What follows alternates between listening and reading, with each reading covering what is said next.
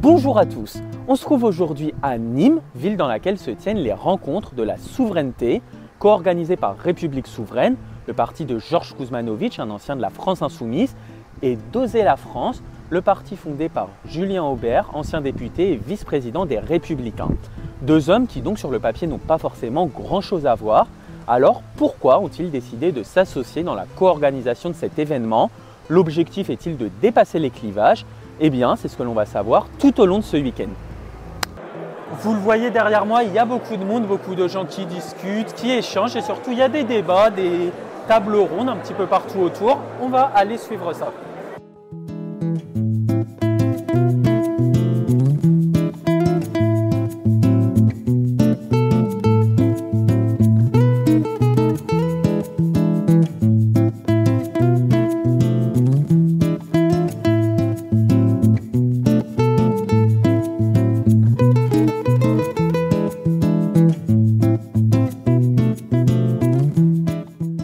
Vous êtes un des co-organisateurs de cet événement, qui est plutôt une réussite. Alors la spécificité de ces rencontres, c'est justement que ça rassemble des gens qui viennent de différents horizons assez larges. C'est quoi le but? C'est de dépasser les clivages autour d'un thème commun qui est le souverainisme? Exactement, on pense que la France est dans une situation difficile. Tout le monde le constate, que ce soit sur le plan sanitaire, sur le plan industriel, énergétique, géopolitique, les crises sont multiples et dans les moments historiques difficiles, eh bien, on pense qu'on peut se réunir et c'est pour ça qu'on a repris la formule qui a été citée plusieurs fois, en particulier par Kenza Belliard, la vice-présidente de République Souveraine quand elle a introduit les débats, la rencontre des Républicains des deux rives qui était chère à M. Chevènement. Parce qu'on s'est rendu compte que sur les questions de souveraineté, en particulier industrielle, énergétique, sanitaire et de la place de la France dans le monde, on se retrouve. Et qu'il y a moyen de travailler ensemble et non pas de rester en conflit sur des clivages qui existent toujours, gauche-droite, mais qui sont moins opérants qu'avant. On a voulu avoir un débat entre partis concernés par les questions de souveraineté. Donc nous, on est République Souveraine, on est un parti présidé par Georges Kuzmanović, qui est à la base issu effectivement plutôt des rangs de la gauche. Voilà, le but c'était de dialoguer avec effectivement sur les thèmes de souveraineté avec d'autres partis. Donc on a co-organisé ça avec Oser la France, présidé par Julien Aubert. Emmanuel Macron, censément vient de la gauche, mais il était banquier avant. Il vient de la gauche, il était ministre d'un gouvernement de gauche. Et il a réussi à réunir des gens venant de la droite du gouvernement et de la gauche du gouvernement, mais qui sont d'accord sur certains aspects. Mondialisation, plutôt la privatisation que les services publics, atlantisme, transfert de souveraineté au supranational, inégalité de la répartition de la richesse entre le capital et le travail. Et ils sont de gauche et de droite. Eh bien, nous incarnons ici une rencontre de gens, de citoyens, qui sont à l'opposé de ce qu'incarne Macron. Donc on est plutôt pour la nation que le mondialisme. On est pour une Europe des nations, comme c'est marqué sur la rencontre de la souveraineté, qui est calqué sur le traité de l'Élysée du général de Gaulle de 1963, dont on a fêté les 60 ans. On est plutôt pour des services publics efficaces plutôt que la privatisation de toute chose. On est plutôt pour un statut particulier de la France, gaulien, j'allais dire, plutôt qu'un alignement atlantiste. Là, on se retrouve.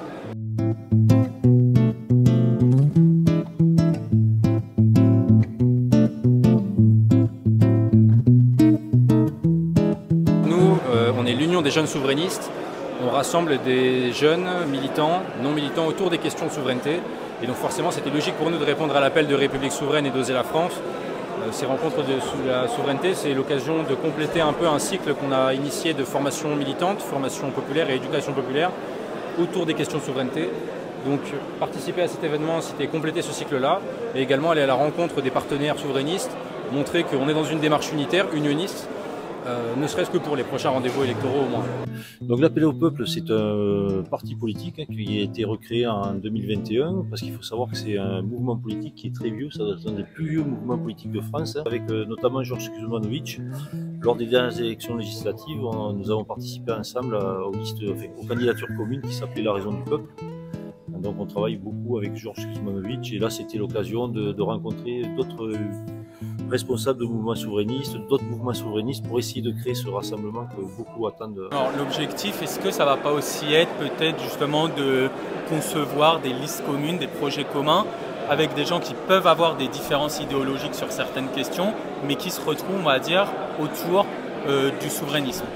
Bien sûr, oui. Déjà, au sein de l'Union des jeunes souverainistes, c'est ce qu'on a réussi à faire, à mettre au point quelques thèmes, quelques sujets qui sont transversaux, malgré les clivages politiques qui existent, malgré les clivages droite-gauche, réussir à construire une alternative politique au macronisme qui s'essentialise autour de la question souverainiste, parce que c'est le strict opposé de ce qui représente la classe dirigeante actuelle.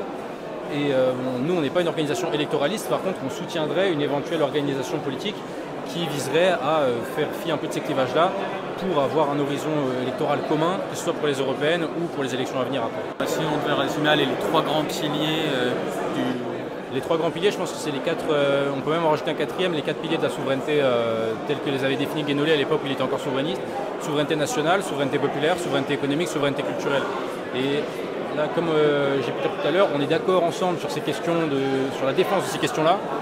Maintenant, il faut se réussir à se mettre d'accord sur comment est-ce qu'on l'applique électoralement. C'est pas notre rôle, mais on soutiendra les plus âgés, les anciens, quand il s'agira de se mettre à la table des négociations pour décider de ça. Et est-ce que le but à terme, c'est pas aussi de construire peut-être les premières bases pour ensuite être en capacité de faire des listes communes ou des programmes communs pour les différentes échéances électorales?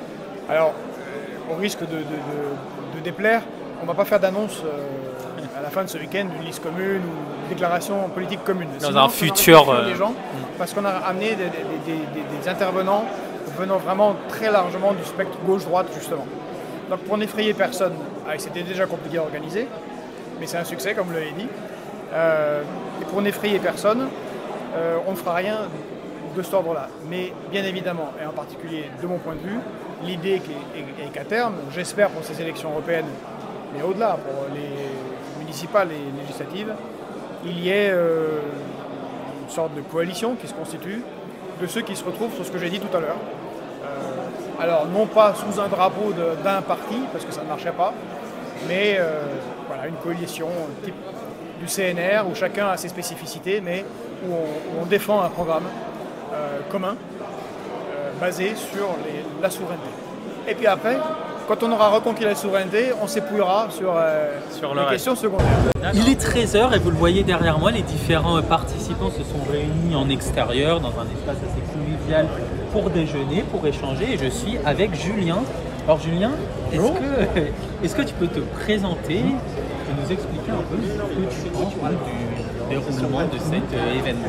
Écoute, je m'appelle Julien, j'ai 22 ans, je suis adhérent à République Souveraine depuis 2021 et là actuellement je suis le responsable de la Côte d'Or, du département de la Côte d'Or.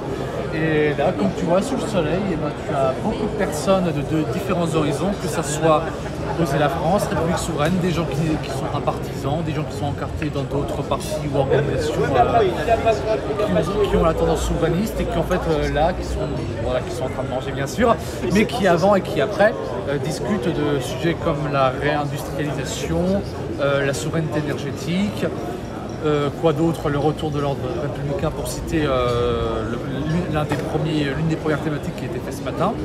Et en fait le but, même si on n'a pas forcément toutes nos convergences, on a un socle commun qui est l'amour de la France. On voit que le pays est vraiment dans un sale état, pour parler faiblement quoi.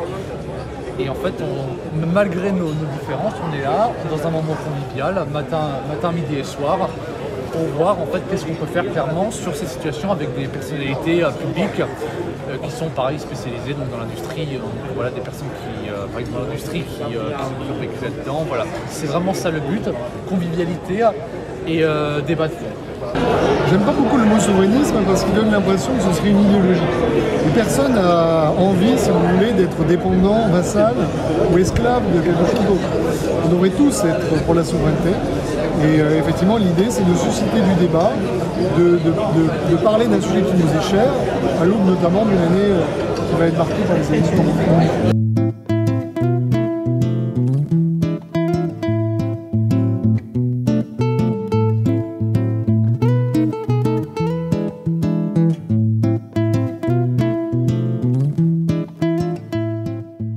Moi, je ne crois absolument plus, du loin, depuis toujours d'ailleurs, mais j'ai jamais cru, mais encore moins maintenant, à la notion de droite et de gauche, qui n'a pas de sens puisqu'il n'y a plus de démocratie. Donc l'enjeu, c'est est-ce qu'on est capable de retrouver une démocratie? C'est ça l'enjeu. Et pour cela, il faut mettre de côté nos sensibilités, plus ou moins de gauche et de droite. Voilà. Moi, je ne sais pas ce que ça veut dire parce que je pense qu'en chacun de nous, il y a une part de gauche et de droite. Et que tout ça n'a pas beaucoup de sens, puis de toute façon, on ne peut plus l'exercer.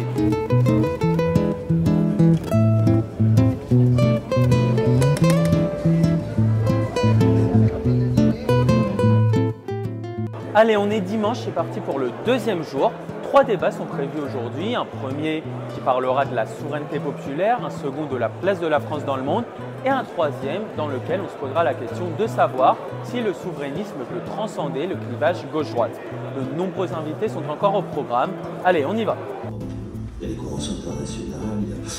Donc on a créé tout un système dont la logique profonde était la dépolitisation. Il y a des rapports de force qui s'imposent à nous, que la classe dominante qui détient le pouvoir économique, je veux dire, elle, tout va bien pour elle. Parce que quand je vous dresse le tableau où tout est dans le rouge, vous inquiétez pas. Pour les grandes entreprises, ça, le dividende, les distributions de dividendes, on est aussi dans des records. Donc ça va très mal pour 99% des gens, mais vous inquiétez pas, pour les 0,1, ça va très bien. L'événement est organisé pour essayer de voir effectivement déclencher une initiative pour réunir ce qu'on a appelé les souverainistes des deux rives et essayer de faire en sorte de constituer une force politique. Mais moi, je suis venu justement pour essayer de dire qu'en l'état, il me semble qu'il y a quand même des désaccords profonds entre souverainistes de droite et de gauche, et que pour dire que la souveraineté n'est pas une fin en soi, ça n'est qu'un moyen, c'est-à-dire qu'on est en train de parler de la reprise de la souveraineté nationale par rapport en particulier aux délégations de souveraineté qui ont été consenties à l'Union européenne.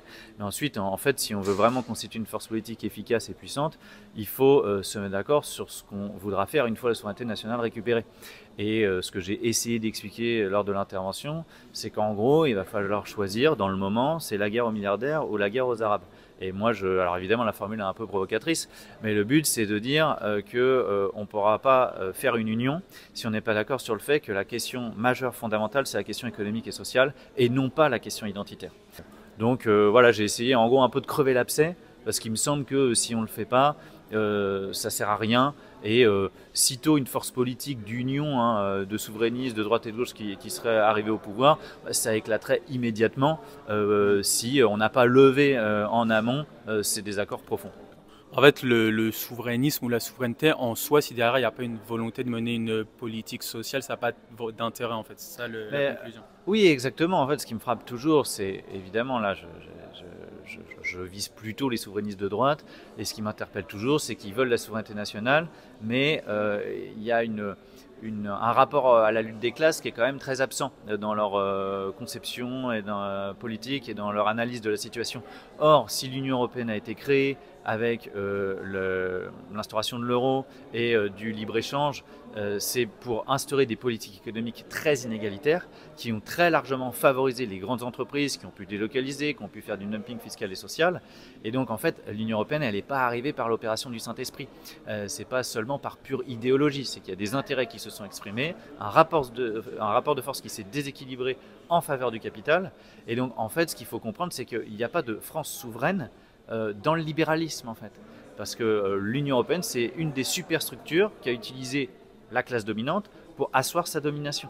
Donc si on veut véritablement retrouver une France souveraine, ça implique aussi d'assumer qu'il faut instaurer une répartition des richesses qui sera beaucoup plus équitable et donc s'attaquer de front aux milliardaires qui gagne beaucoup trop d'argent, qui s'accapare beaucoup trop de richesses et qu'il va falloir désormais imposer comme les autres, voire beaucoup plus que les autres, pour redonner un sentiment de justice dans le pays. Et à mon avis, c'est la condition première et indispensable pour pouvoir fédérer l'ensemble de la société française vers un projet commun, un horizon commun de réindustrialisation du pays et en gros redonner à la France son éclat d'antan.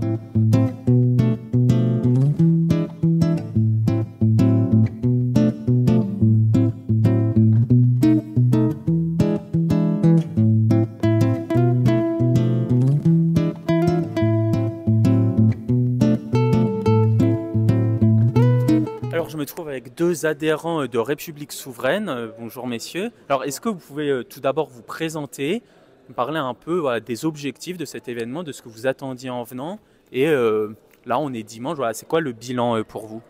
Alors bonjour, moi c'est Larry Philippe. Alors je suis responsable départemental de République Souveraine, département du Nord.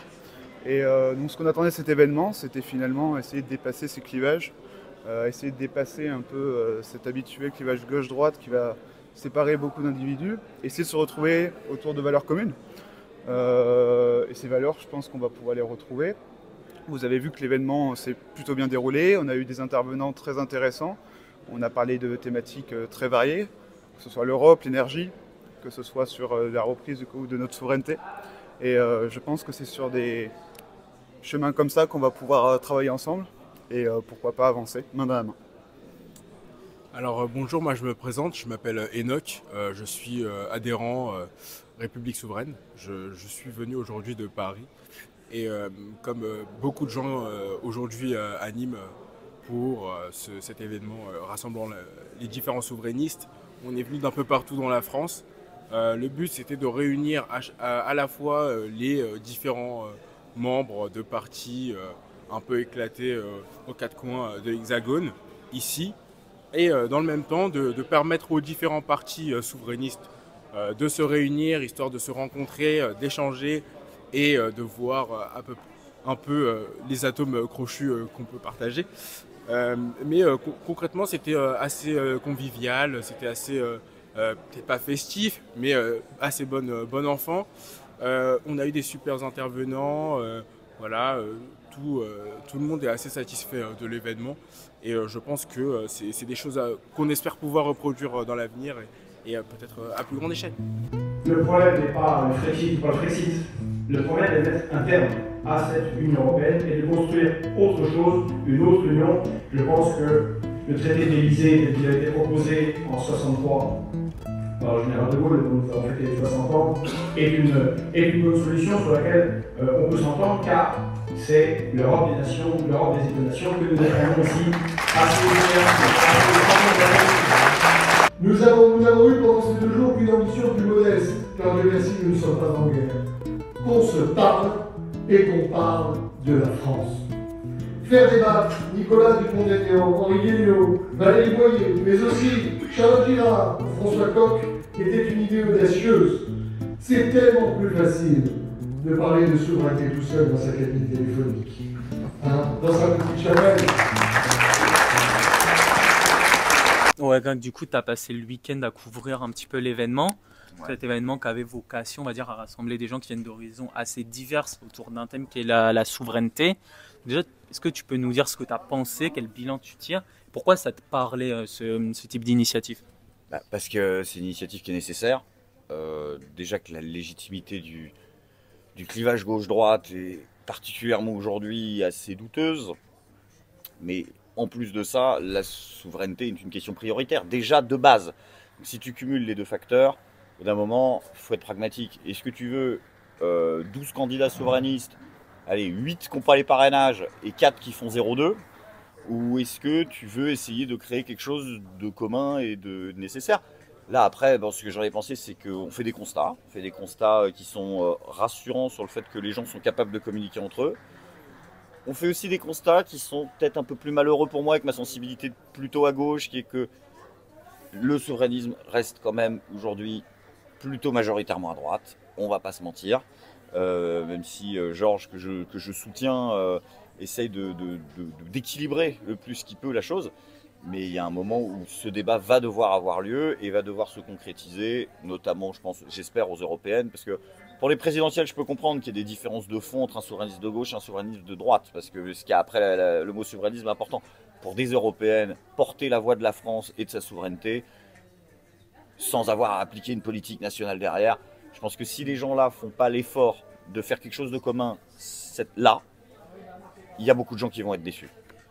Alors justement, comme tu le dis un peu, est-ce que ça te paraît plausible d'avoir une réelle union entre gens qui finalement, par exemple sur la politique économique, ne parviennent pas à s'entendre? Il y en a qui sont très portés sur la lutte des classes, il y en a pour qui c'est pas du tout la question. Est-ce que tu penses qu'on peut tout de même faire convergence en faisant fi de ces différences qui sont tout de même sur des points majeurs? Oui, alors après, encore une fois, souveraineté économique de gauche, souveraineté économique de droite, ça va quand même dépendre essentiellement de comment tu répartis l'argent. Mais le constat de base qu'il faut réussir à recréer de la richesse par le rétablissement de la souveraineté, ce constat va être, il est là, quoi. C'est déjà quelque chose de commun. Et puis si on est lucide sur l'impact qu'ont des députés européens, je pense que ce qui est le plus important, c'est de montrer à l'Europe qu'il y a un bloc de gens qui défendent les intérêts de la France. Un souverainiste de gauche, un souverainiste de droite sur la question économique, ils sont tous les deux d'accord sur le fait que le libre-échange les baise. Ils sont tous les deux d'accord sur le fait que la concurrence est complètement déloyale. Ils sont d'accord sur le fait que, moi je vais te dire, tu prends Georges Kuzmanovic, tu prends, je sais pas, un souverainiste de droite, les deux vont te dire l'Allemagne nous fait une concurrence dégueulasse. Alors après, quand ils auront récupéré l'argent, c'est sûr qu'ils le dépenseront autrement, mais déjà il faut le récupérer. Et puis si on est lucide, encore une fois, c'est surtout, par exemple ces Européennes-là, déjà la nécessité de porter un discours. On ne vous demande pas d'être capable pour l'instant de mener une politique commune, on vous demande d'essayer de montrer aux gens qui vous suivent que vous êtes quand même capable de défendre la voix de la France de façon unanime.